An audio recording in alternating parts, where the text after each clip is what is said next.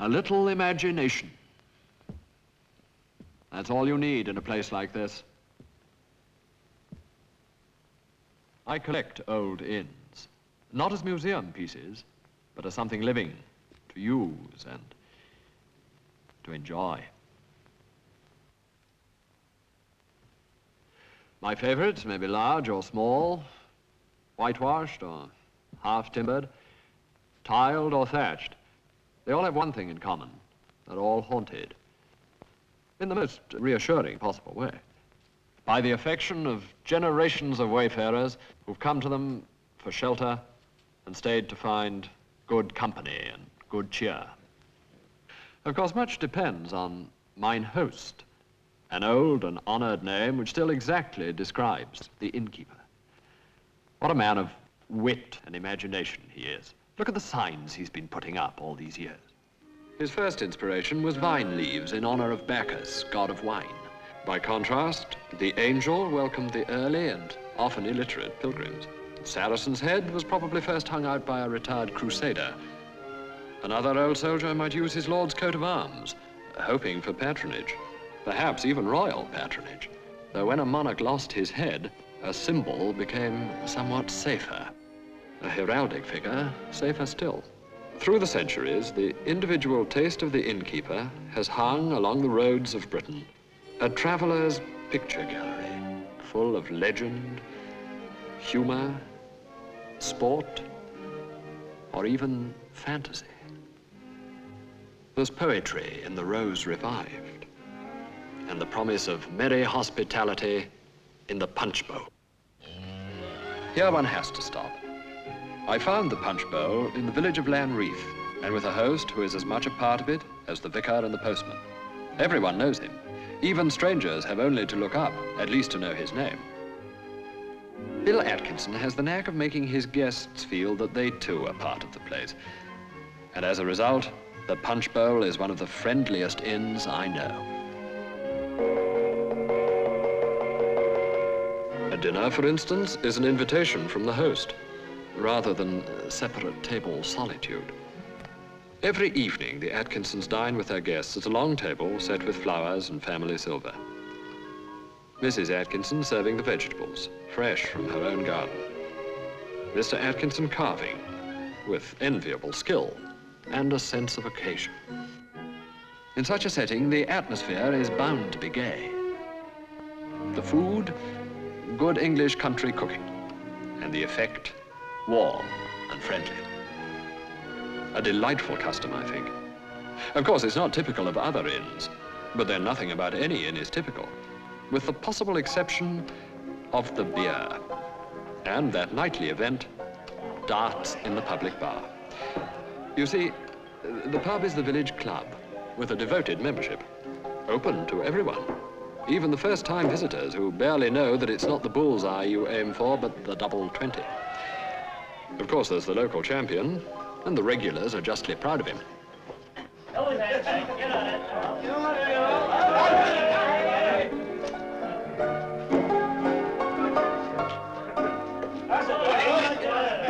Not bad, but then he's been at it for a long time. Across the hall in the saloon bar, the rest of the village meets to talk. There's no place in the world more relaxed than an inn parlor. Drinking is a leisurely affair, and the conversation usually matches the mood. But not always. If some local or national event has caught the imagination of the village, you will hear public opinion, forceful and authentic, taking shape around you. In my opinion, the government should put a stop to Made that way, weren't you? I was in distress. Didn't you see that shirt flying above the shark's fins? The player can legitimately charge you and the referee allowed it as such. Never on your life. That was that. Think of the individual good. You know what I'd do if I were Prime Minister? No one. Well, I should put it through in spite of everything. Before the evening's out, the calf will be sold, the councillor elected, the story spread. Much as I like listening to the voice of a village, there are times for solitude.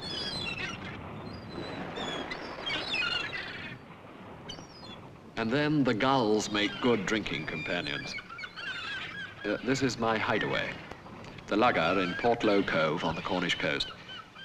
Portlow was a 17th century haunt of pirates and smugglers, but now it's a wonderful place to stroll around in blue jeans and watch with the chef, who has a professional interest, of course, as the fishermen bring their catch straight from the boat to the kitchen door.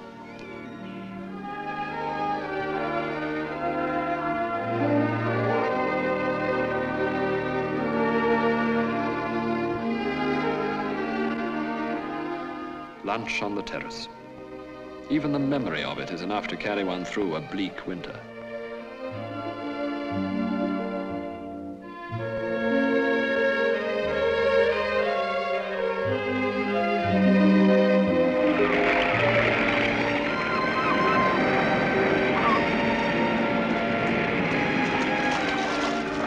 They'll not meet a single pirate nor discover buried gold. But round the point, they will find something almost as rare nowadays, a completely private sandy beach.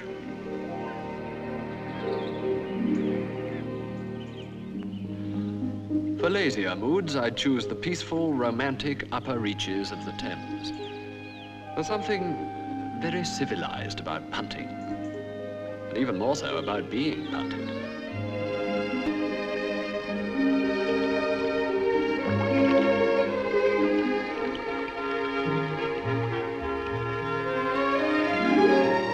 For the passenger, at least, this is the gracious way of life, sharing the detachment of the swans and the joy of drifting to the best place I know to spend a summer afternoon, the Swan at Street.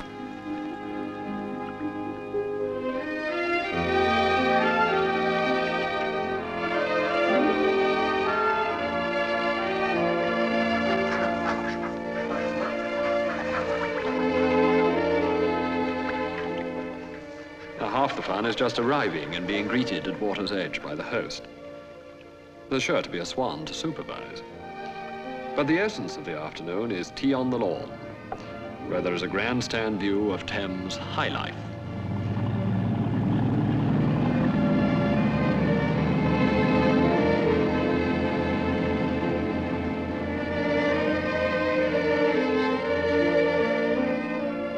It would be a proper tea, with thin bread and butter, homemade scones, and strawberry jam. Ah, a youthful fisherman. I hope he'd forgive me if I say that when I want to fish, I head for a Scottish loch. And on the banks of Loch Fyne in Argyllshire, at the gateway of the Western Highlands, I found another inn for the collection. Stonefield Castle, home for generations of the Campbells of Stonefield. It's rather exciting to stay in a castle, and hard to believe that it could have all the modern amenities of private baths and central heating, but it has.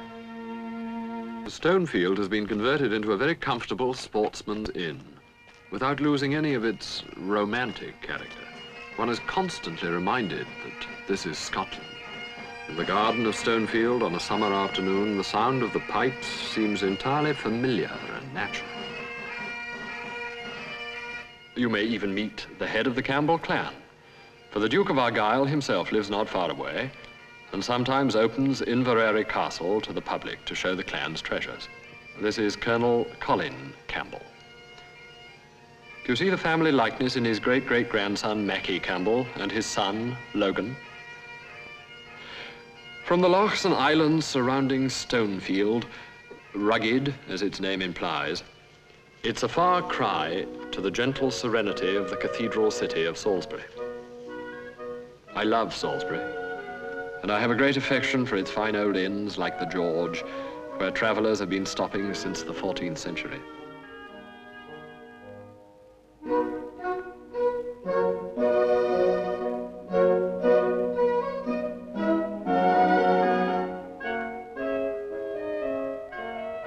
I wonder if Pepys sat perhaps at this very table when he made this entry in his diary.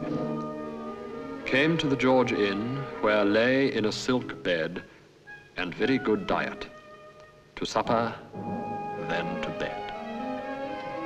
Tonight's guests, entering a room that was used long before Columbus sailed, are welcomed by Mrs. Holland Young, whose family have owned the George for generations, and who always sees her guests to their rooms herself.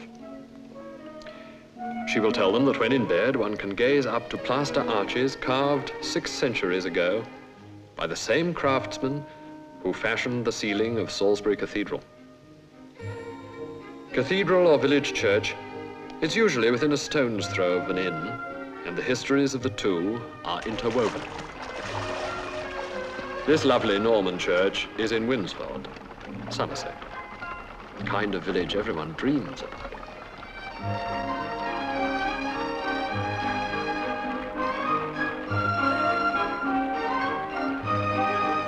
This storybook setting is the perfect storybook inn, the Royal Oak. How often when in town I think wistfully of the play of sunlight on its thatch. It's a place, like the other inns in my collection, that one leaves with great reluctance and the promise of an early return.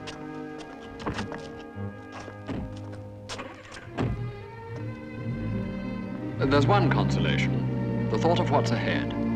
For in Britain, the inns are as fascinating and varied as the highways and byways that lead to them. What will the next inn be like?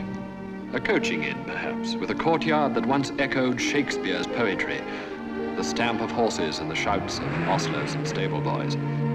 Will it be haunted with the memories of all those people, from kings and poets to highwaymen and smugglers, who have come for shelter and stayed to find good company and good cheer?